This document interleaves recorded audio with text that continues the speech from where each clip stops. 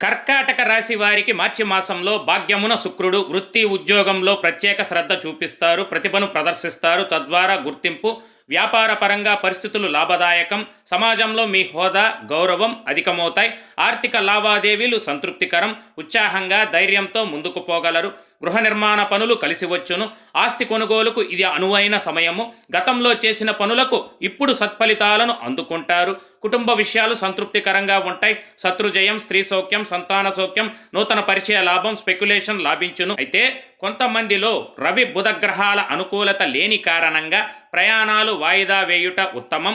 ఇతరులతో మాట్లాడేటప్పుడు మీరు ఆచితూచి మాట్లాడడం మంచిది. అనవసర విషయాలకు అప్పులు చేయకండి.